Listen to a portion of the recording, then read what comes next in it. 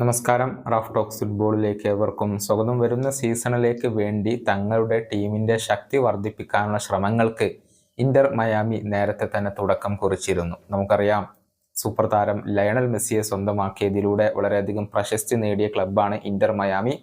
അതിനുശേഷം Jordi ആൽബയെയും Sergio ബുസ്കറ്റ്സിനെയും സ്വന്തമാക്കാൻ അവർക്ക് കഴിഞ്ഞിരുന്നു. ഏറ്റവും ഒടുവിൽ ഉറുഗ്വൻ സൂപ്പർ താരമായ ലൂയിസ് സുവാരസിനെയാണ് അവർ സ്വന്തമാക്കിയിട്ടുള്ളത്. അർജന്റീനയുടെ ക്യാപ്റ്റനായ ലയണൽ മെസ്സിയും അർജന്റീൻ പരിശീലകനായ ജെറാർഡോ മാർട്ടിനോയും കൂടുതൽ അർജന്റീൻ താരങ്ങളെ എത്തിക്കാൻ വേണ്ടിയുള്ള ശ്രമങ്ങൾ നടത്തുന്നുണ്ട്. മാർക്കോസ് റോഹോയെ ക്ലബിലേക്ക് ക്ഷണിച്ചതായി റിപ്പോർട്ടുകൾ ഉണ്ടായിരുന്നു.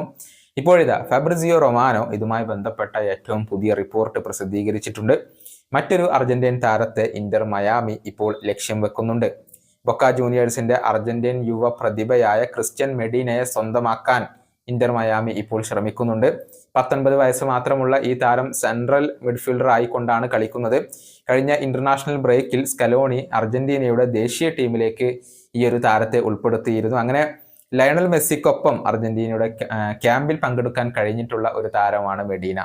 ബൊട്ടഫോഗോ 9 മില്യൺ യൂറോയുടെ ഒരു ഓഫർ താരത്തിന് വേണ്ടി നൽകിയിരുന്നു. എന്നാൽ അത് നിരസിക്കപ്പെടുകയായിരുന്നു.